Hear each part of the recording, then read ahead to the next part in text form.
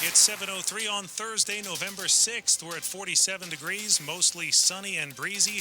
Highs in the upper 50s to lower 60s.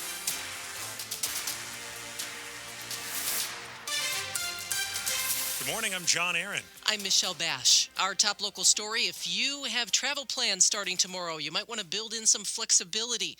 All three local airports are expected to be affected as the Federal Aviation Administration says it will reduce air traffic by 10% at the country's top airports to ensure safety with the ongoing government shutdown that's affecting air traffic controller staffing. We have team coverage on this, beginning with WTOP's Neil Augenstein. He's at Dulles Airport on what you can expect. If you're flying in the next few days here at Dulles, Reagan National, and BWI, one thing you can expect for certain is uncertainty. Multiple reports say all three of our airports are on the FAA list of airports affected. Dulles is a hub for United Airlines. Their CEO says international flights and flights to other United hubs will not be affected. The effects will be felt most on regional flights, and refunds will be available even if your flight is not one that's affected. American, Southwest, and other airlines are contacting their customers who've booked flights in the next few days to give them a heads up. You'll want to download your airline's app for any last-minute notifications of cancellations or delays.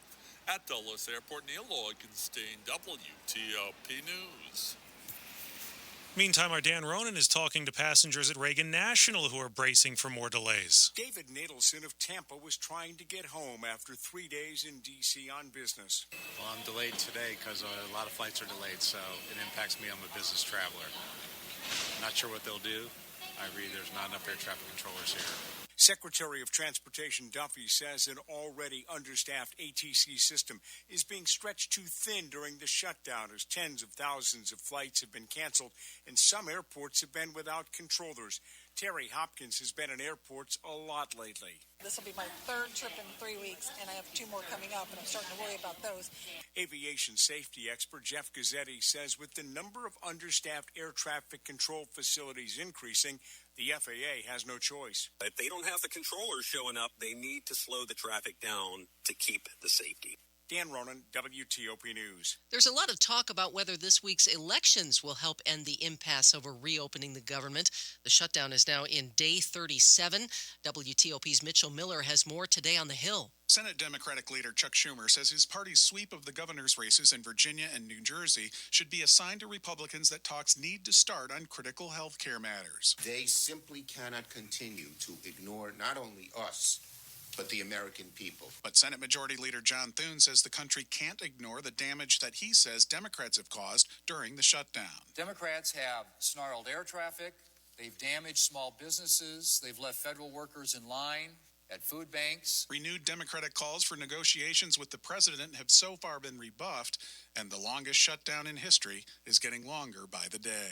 On Capitol Hill, Mitchell Miller, WTOP News. We're now hearing from outgoing Governor Glenn Youngkin after Democrats swept Virginia's 3 top statewide offices and expanded their hold in the House of Delegates. I want to begin with my congratulations for Governor-elect Spanberger.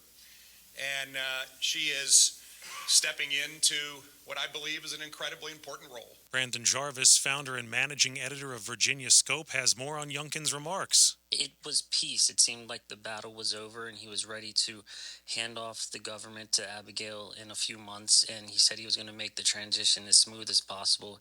He congratulated her. He thanked Winsome Earl Sears and Jason Miars for running, talked about all the work that he's done and how he wants to keep doing it for the next 10 weeks, but he really wants to set up a nice transition for Spanberger. Youngkin says he believes the ongoing government shutdown sparked quite a turnout on Election Day. He says the shutdown remains a big challenge for his administration. Another history-making moment for the Cap star Alex Ovechkin. Binnington waiting back behind his goal, wants to play it himself.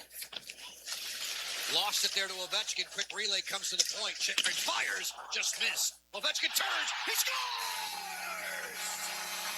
The Great Eight is the one and only at 900. Joe Beninati with the call on Monumental Sports Network. Ovechkin is the first NHL player to score 900 goals. It happened on home ice last night against the St. Louis Blues. The Caps went on to win 6-1.